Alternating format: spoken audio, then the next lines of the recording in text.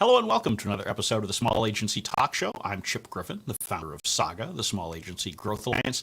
I'm delighted to have with me one of my favorite regular panelists, Brad Farris of Anchor Advisors. Welcome to the show. Thanks for having me, Chip. It's great to have you here. I am excited and nervous about today's show because I don't know what we're talking about today since it's your topic idea. I don't know whether it's going to be 30 minutes of hearing you talk Klingon or whether we're actually going to have a substantive conversation. I'm sure we'll have a substantive conversation. It's just always kind of a high wire act about where we're going to land it. So we'll see how this goes.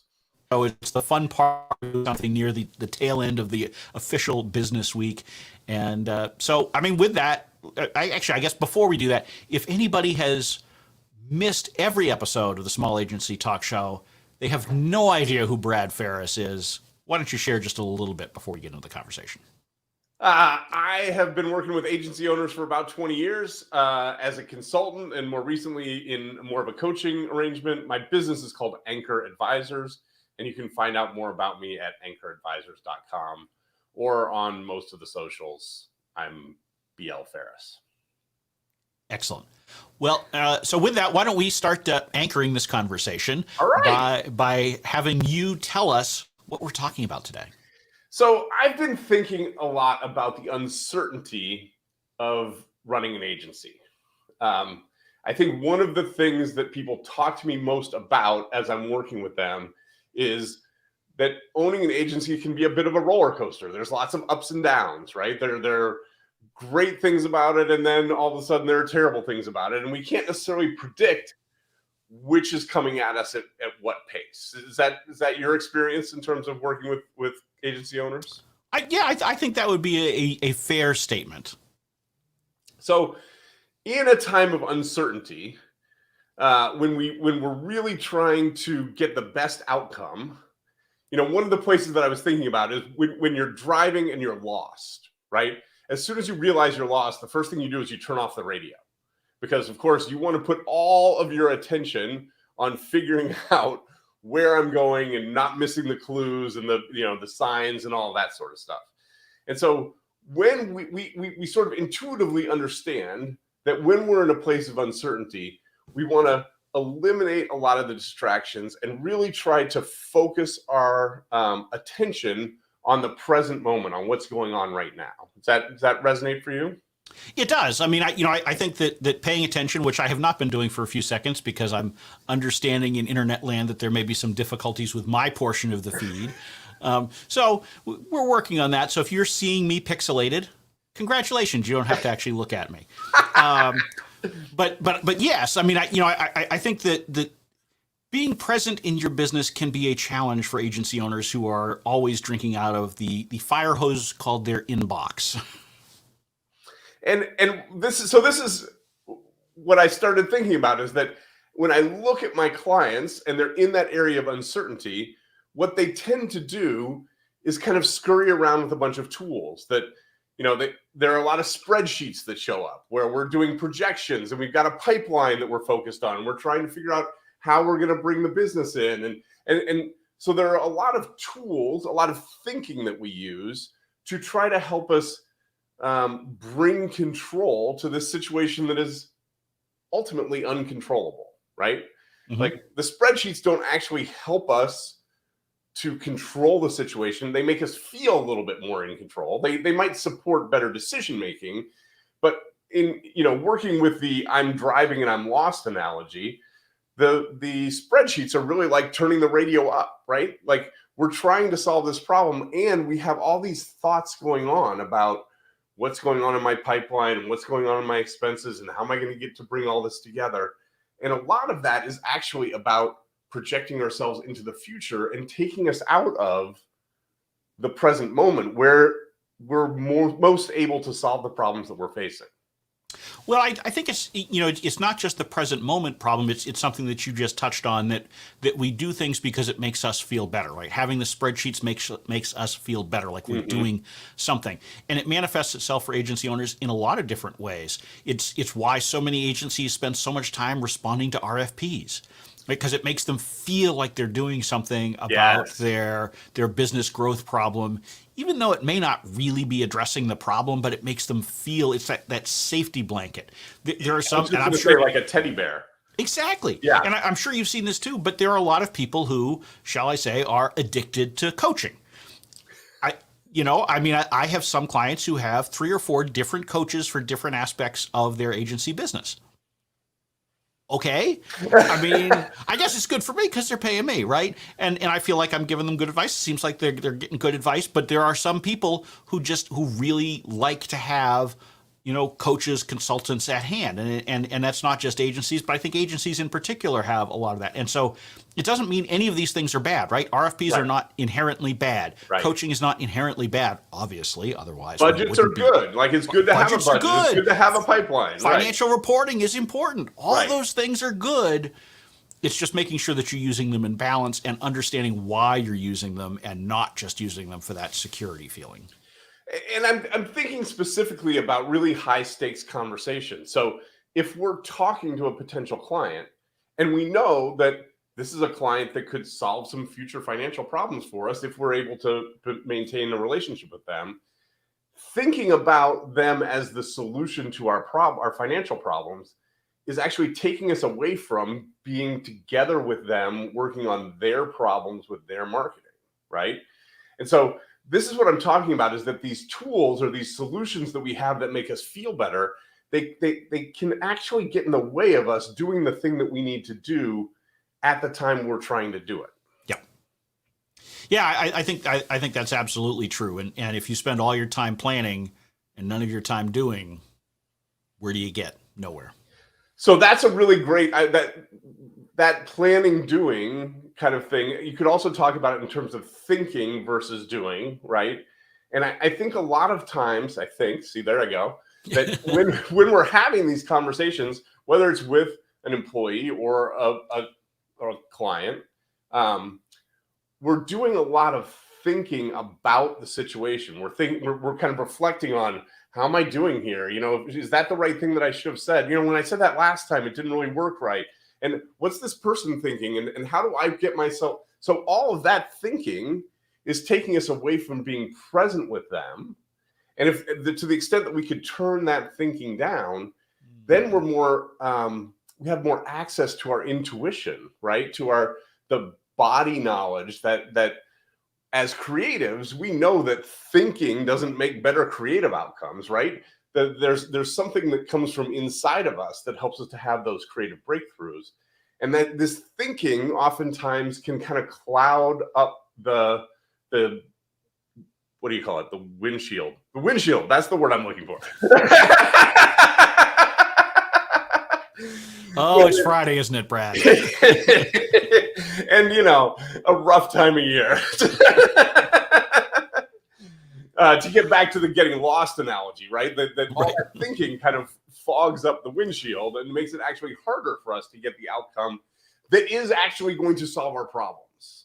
Is that? I wonder if part of what you're saying isn't that, an important part of being present is listening, rather than doing something, whether that's thinking or some other sort of distraction. Yes. And in that, from that frame, the thinking we're doing is we're trying to listen to more than one conversation at a time, right? There's the conversation in our head, or multiple conversations in our head, evaluating what's going on, plus thinking about the future, versus listening to the client or the prospect or the team member who's right in front of us. Yeah, if you've got a lot of these voices talking to you in your head, Brad, you may want to seek help. There's like a whole busload back there. I mean, and they're pretty unruly. I mean, that's the other thing about all those voices is you can tell them to shut up, but they don't always shut up when you're telling them to shut up, or at least mine don't. I mean, they get kind of feisty back there. Right, and I think being present is also about moderating different aspects, isn't it? Right. I mean, it's because you don't want to not think. Correct. I've seen plenty of people in my life who just say whatever comes to mind, and that's not always a good thing. Sometimes thinking before you say wouldn't be a bad thing, or thinking before you take some action wouldn't be a bad thing. But it's finding the the right balance, to go back to a word I used earlier in this conversation, and that helps you achieve that presence, I think, that you're talking about.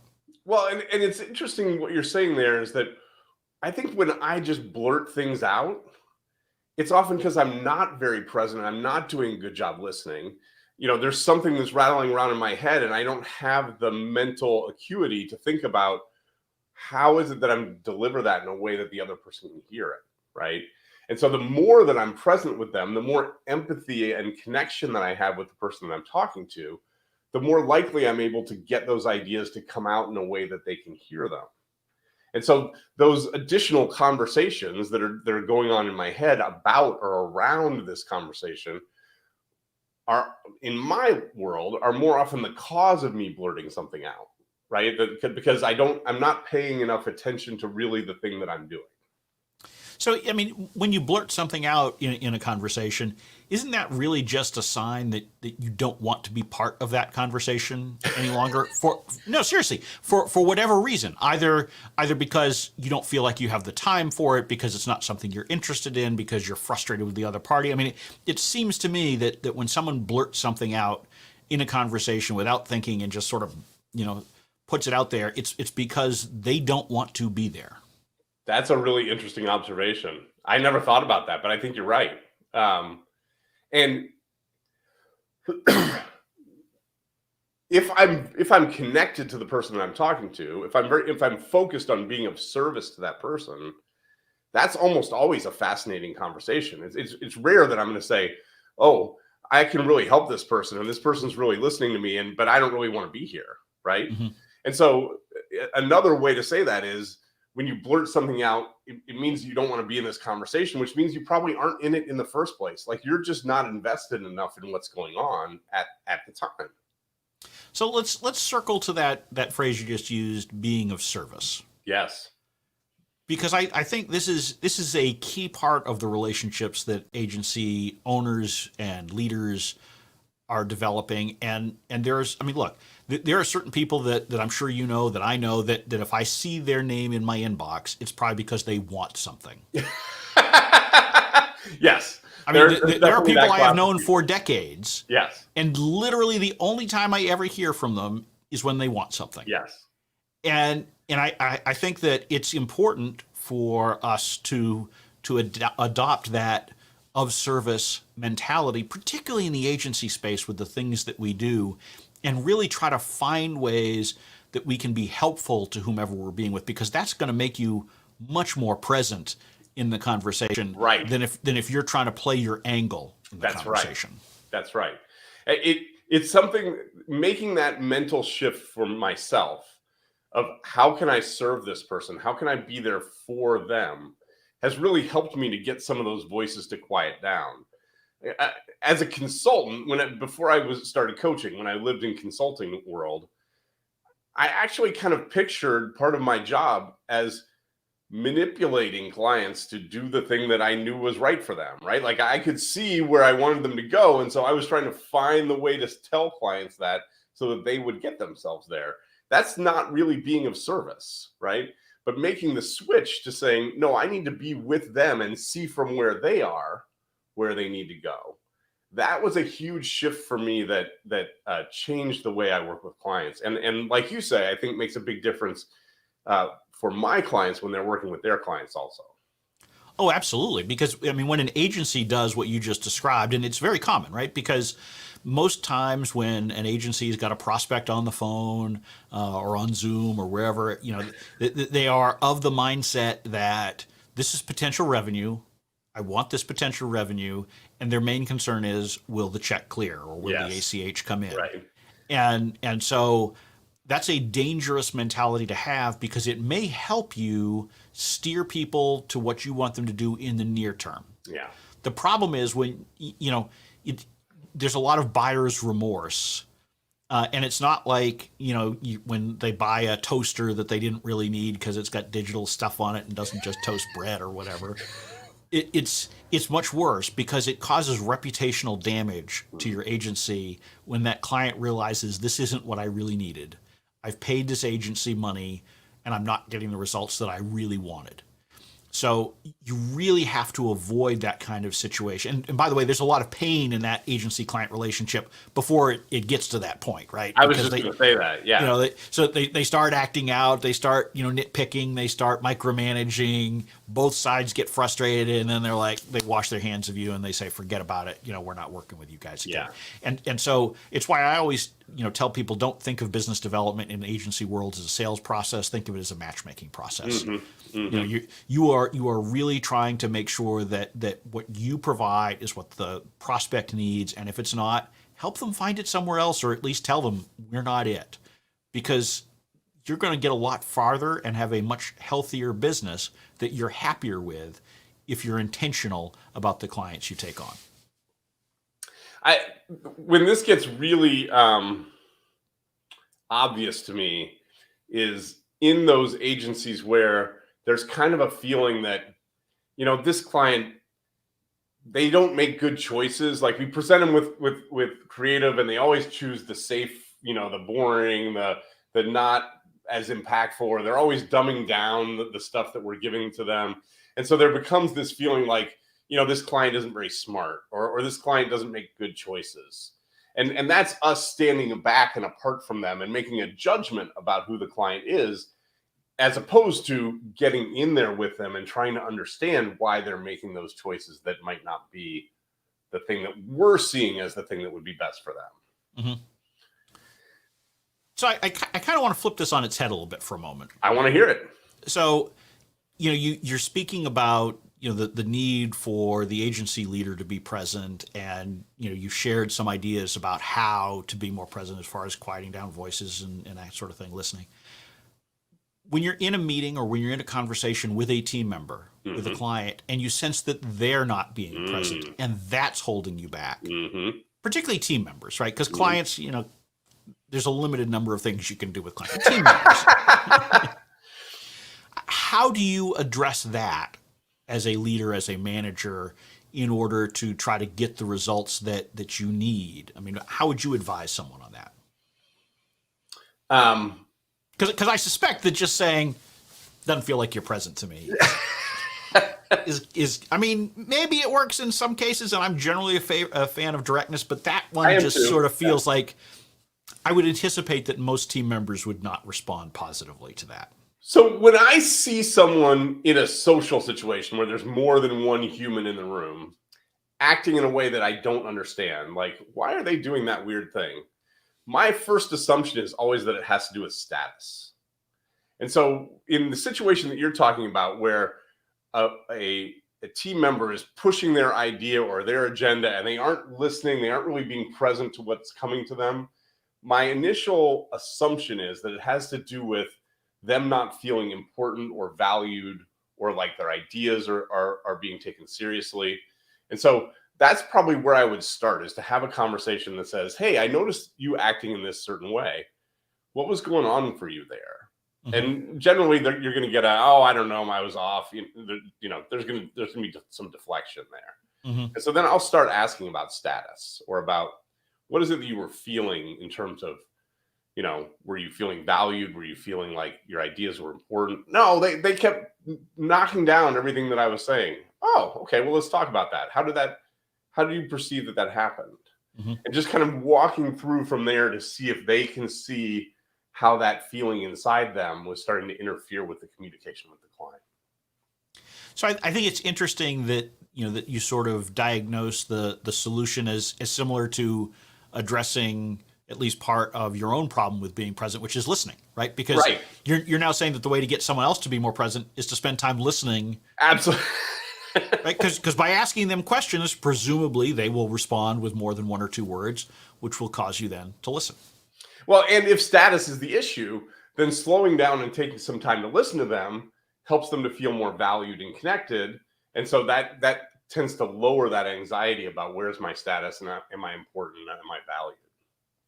Well, I mean, I personally believe that listening is one of the biggest causes of problems in agencies, right? Not listening to your prospects about what they really want, not listening to your clients when they're providing you feedback, even if it may not be directly feedback, not listening to your team so that you understand what's working and what isn't. and not listening to your own gut, frankly. Mm-hmm. Because oftentimes agency owners will do things and they'll be like, after the fact, they'll say, I knew that wasn't the right thing, but I went along with it anyway. And I sort of think back over the course of my career at times when I ignored my gut, when my gut had a really strong feeling on something, every single time it was a mistake. I can't think of a single time I overrode my gut and was like, I'm glad I did that. Thelma and Louise over the cliff kind of bad. The real disasters. Like if I go back through the very worst decisions that I've made in my career, I was always ignoring my gut and probably ignoring my team at the same time. Yeah. And that's not to say my gut is always correct. No. It's just when it's really strong and I override it, that's usually wrong. Yeah. So, Chip, you were just saying that the root of most of the problems in an agency is not listening to the client. Are there ever times when we listen too much to the client? I think there are times when we don't hear the right thing. Say more. I think that I don't think listening is ever a problem. I agree. I think you need to understand what's really being said. And I think too often we hear perhaps what's literally being said. Yes. Yeah. And we interpret it very literally. Yes. I think sometimes we make assumptions about what they actually mean rather than digging and asking more questions. I mean, asking questions is one of the best ways to be a good listener. Yes. Right. Because questions trigger responses, which forces listening. Right. And so if we do more of that, then we can hear what they're really saying. And if we do that, then we're more likely to make good decisions, right? So when we get a prospect who comes to us and says, I want a new website. Yeah. That's a great example. Who the hell wants a new website? Nobody wants a new website. There are some people who just want a new website just because they want something new and shiny. People who want a new car. People who want a new car, right? I mean, it's, and that's fine. It's a relative minority. Most people, when they're coming to you and asking for a new website, it's because something isn't working. Yeah. And so as part of your listening, you need to say, okay, you want a new website. Why? What brought you to me today? Why did you decide that it was of the level that it needed to be addressed and that I was the one who potentially could address it for you? And when you start doing that, then you can start to tease out what they're really trying to achieve. Now, you have to be careful, right? Because there are some folks who will then try to follow it to the ends of the earth and be like, well, they're looking for new sales, and so really I'm going to help them retool their sales process. I'm like, whoa, time out. That's not what you do, okay? Right? So you need to, within your lane, figure out what you can do to help, if anything, but drive to it by actually forcing them to say what they think, as opposed to you assuming it or you just taking that as a literal order. So another way that I would say that is that everybody has stories to tell. I want a new website. There's a story behind that, right? And so we need to hear the story. And we don't always have to believe the story. Like the story that they're telling us is exactly that. It's their story based on the information that they have. And so I want to, as I'm listening to that, to expand the pool of knowledge. Oh, well, some people that are having that problem also have this problem and this problem. Oh, yeah, I'm having those problems too. Ah, well, there's something else that might be behind that, or at least in my experience, when you're having that cluster of problems, here's really what's going on. Right. And so listening, but also expanding the pool of knowledge, which doesn't mean saying, I know what's right. But it's asking some questions to help kind of open their eyes to seeing things that they might not be seeing initially. Well, and I think if you're truly present in the conversation and listening, you will start to be able to discover perhaps some nuances. So a lot of times when an agency is working with a client, there are different reasons that different people within the organization may be wanting to pursue something, right? Yeah.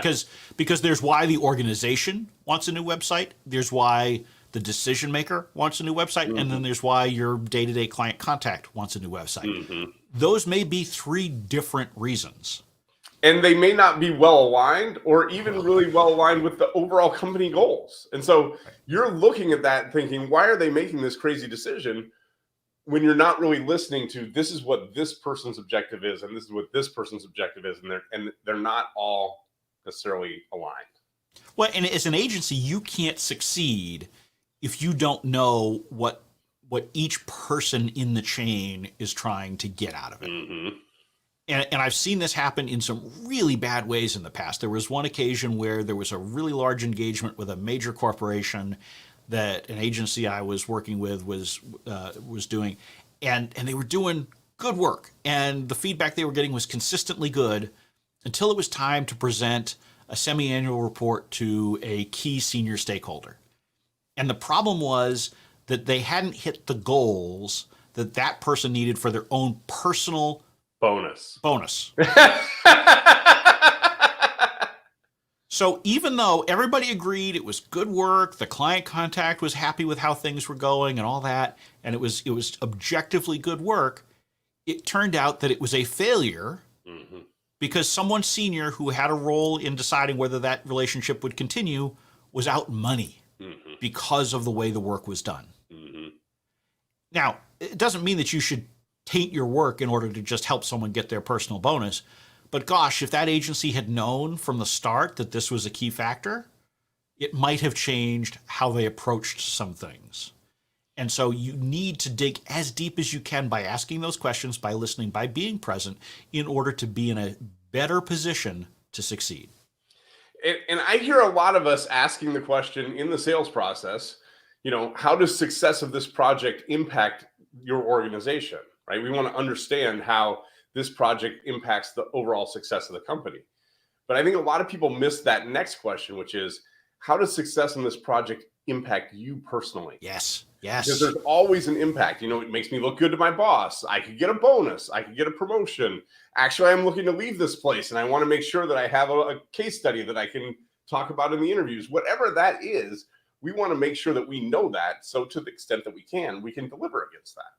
Yeah. And obviously, look, I mean, you and I do most of our work today with the top person in the agency or the organization. Yep. But when I was doing more work with, mid-level staffers, I would often say to them, how can I make your life easier? Yeah. What can I do that will help you internally?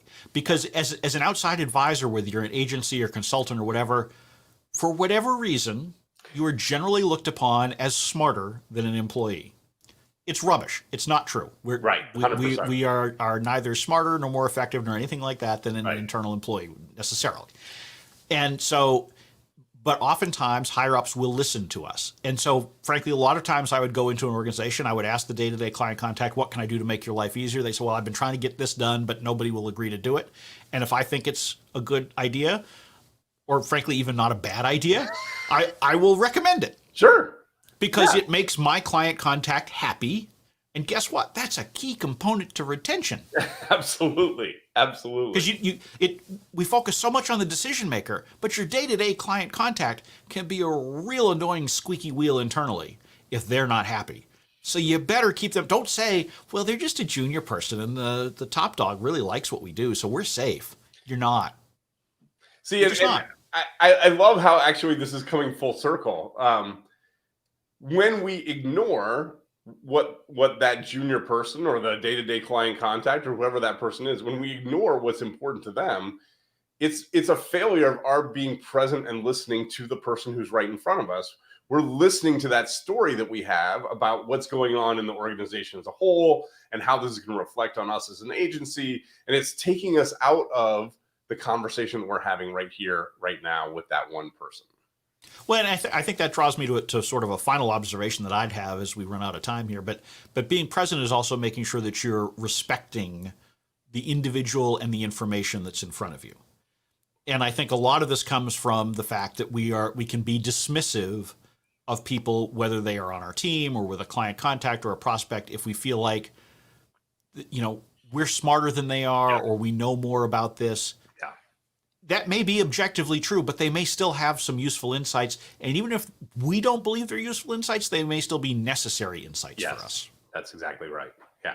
And solving the problem means solving the whole problem in a way that the whole organization is going to recognize it as a win. Absolutely. Well, Brad, if someone wants to learn more about you and Anchor Advisors, maybe have a conversation with you and being and be present in that conversation, because I'm sure you will be present with them. I will do my best. How can they find you? AnchorAdvisors.com is the best place to find me, or on LinkedIn, I'm Brad Farris. Excellent. And I know you have great content, or great updates rather, on LinkedIn, so I would encourage people to connect with you there, because there's almost every day a good tidbit from you. So probably 3 times a week, but it seems like 3 days. Well, on that note of disagreement, we will bring this episode of the Small Agency Talk Show to a close. If you would like to see the archive of previous episodes, just visit small-agency.tv. If you'd like to learn more about Saga, go to small-agency-growth.com.